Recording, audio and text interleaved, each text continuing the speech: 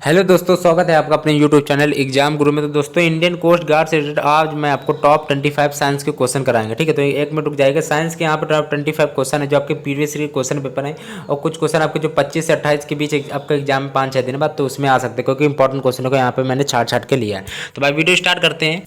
चलो भाई, पहला प्रश्न दिया। यदि आपने देखो इससे पहले मैंने साइंस और जीके करा दिया, यदि आपने नहीं देखा तो इसको जाके जल्दी से देख लेना। पहला प्रश्न दिया गया है, टेस्ला चुंबकी डैश की इकाई, किसकी इकाई है टेस्ला? तो आपको पता है कि चुंबकीय क्षेत्र जो होता है उसकी इकाई है। ठीक है, तो यहाँ पे चुंबकीय क्षेत्र हो जाएगा। चुंबकीय क्षेत्र की जो इकाई होती है वो टेस्ला होती है। ठीक है, तो चुंबकीय क्षेत्र को 20 से डिनोट करते हैं। चलो भाई, पहले वैसे ही ए ऑप्शन यहाँ पर राइट ऑप्शन है। और चुंबकीय क्षेत्र का मात्रा क्या होता है? एम्पियर पर मीटर होता है। इसको दूसरी भाषा में एम्पियर मीटर इनवर्स भी लिख सकते हैं। ठीक है, पता होगा। और मात्रक तो आपका चुंबकीय क्षेत्र का टेस्ला भी होता है, और इसका दूसरा वो मात्रक होता है वेबर पर मीटर स्क्वायर।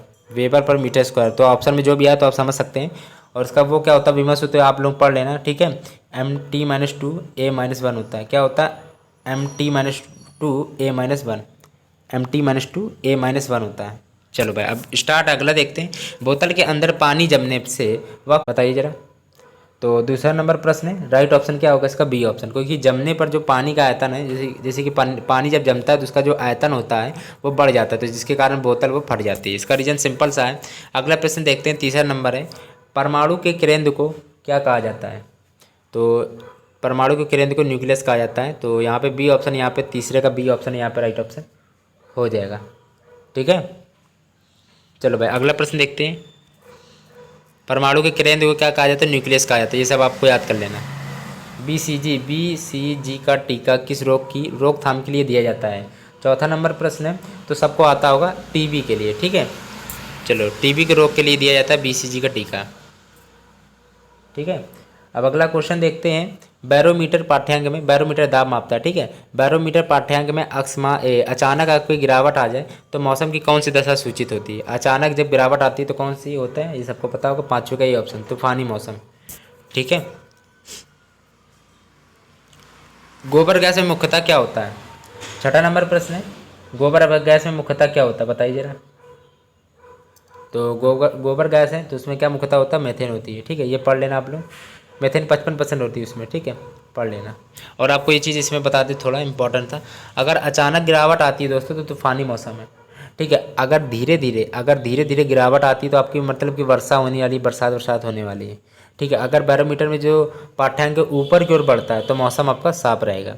अचानक गिरता है तो तूफानी मौसम आएगा, धीरे धीरे गिरता है तो वर्षा होगा। अगर ऊपर उठ जाता है अचानक तो आपका मौसम बिल्कुल साफ रहेगा। ठीक है, चलो भाई इंपॉर्टेंट था, बता दिया आपको। अगला प्रश्न है, पीएच शब्द क्या दर्शाता है? सातवां नंबर प्रश्न है। सातवें नंबर का राइट ऑप्शन क्या होगा? C option. घोल की अम्लता या क्षारकता को दर्शाता है पीएच, जो कि कौन सी चीज़ अम्ल है, कौन क्षारकता है, कौन उदासीन, यही चीज़ तो दर्शाता है पीएच। सिंपल से था। अगला प्रश्न है, परमाणु जिनकी परमाणुवीय संख्या एक जैसी होती है लेकिन अलग अलग द्रव्यमान संख्या होती है उन्हें कहते हैं? आठवां नंबर प्रश्न है, तो इसका डी ऑप्शन, समस्थानी कहते हैं। ठीक है, ये तो आपकी परिभाषा एक प्रकार से, तो आपको रटना पड़ेगा इसको। ठीक है, फिर से बोल देना इस क्वेश्चन को। परमाणु जिनकी परमाणु संख्या आपकी समान होती है, द्रव्यमान आपके अलग अलग होते हैं। ठीक है, एम होता है जो द्रव्यमान, ठीक, तो वो अलग अलग होता है, समस्थानी कहते हैं। अब ये कि देखो, टॉप 25 साइंस के क्वेश्चन आपको इंडियन कोस्ट गार्ड के मिलेंगे। प्रीवियस ईयर के क्वेश्चन इसमें कुछ ऐड किए मैंने। और देखो, चैनल को सब्सक्राइब कर लेना, लाइक बिल्कुल कर लेना, क्योंकि मैंने साइंस जी के करा दी। इससे पहले आपको पेपर आने वाला है, तो मैं रेगुलर आपको कराऊंगा जल्दी जितना ज़्यादा प्रैक्टिस सेटअप कराऊंगा। तो बहुत तेजी में वीडियो के चैनल को सब्सक्राइब करो, लाइक करो, शेयर भी कर देना। अब अगला क्वेश्चन देखते हैं।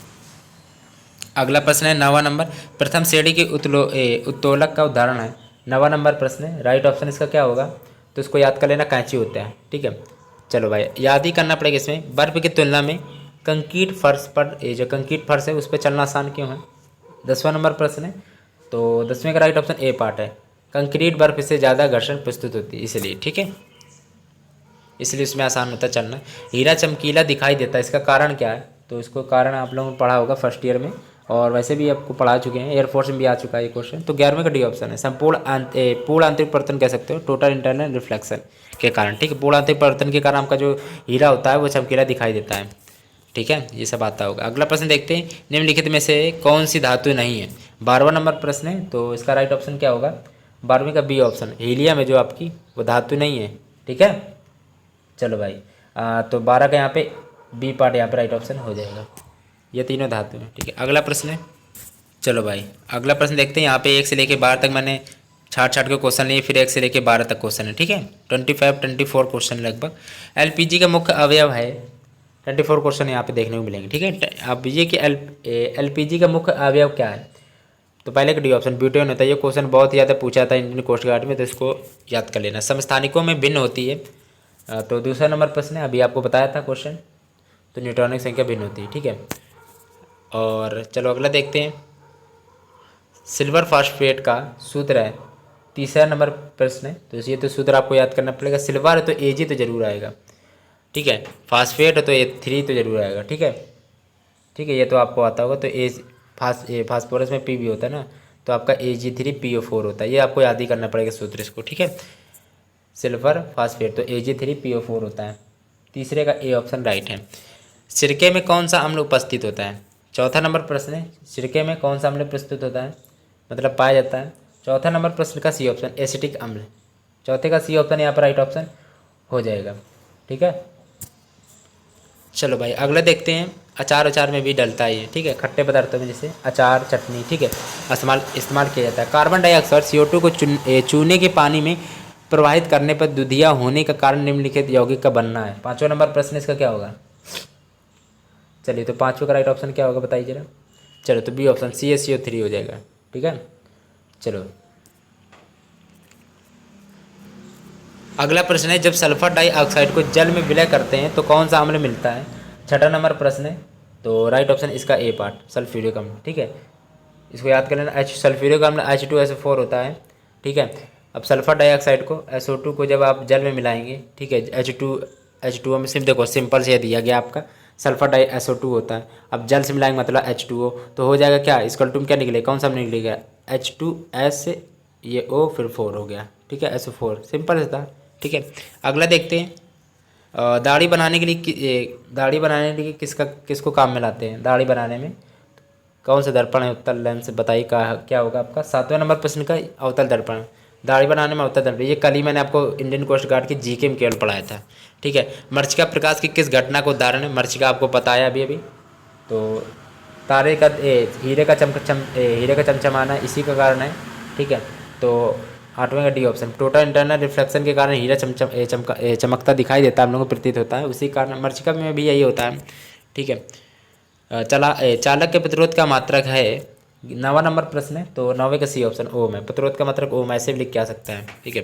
अगला प्रश्न देखते हैं, पास्कल किसकी इकाई है। 10वां नंबर प्रश्न है, तो पास्कल आपकी दाब की इकाई है, ठीक है। अगला प्रश्न देखते हैं। चलो भाई 11वां नंबर प्रश्न है, शुद्ध जल का क्वथनांक होता है।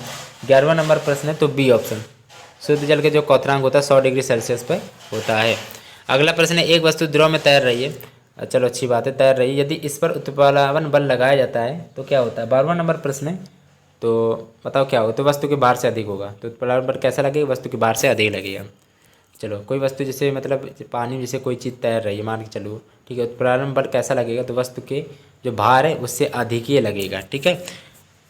चलो भाई अब ये कि यहाँ पे आपको टॉप 24 क्वेश्चन देखने को मिले थे साइंस के, और ये कि चैनल को सब्सक्राइब कर लो, क्योंकि इंडियन कोस्ट गार्ड के मैं आपको वो भी कराऊंगा सब कुछ, जीके साइंस करा रहा हूँ जल्दी जल्दी, तो आप लोग चैनल पे जाके सब कुछ देख लो।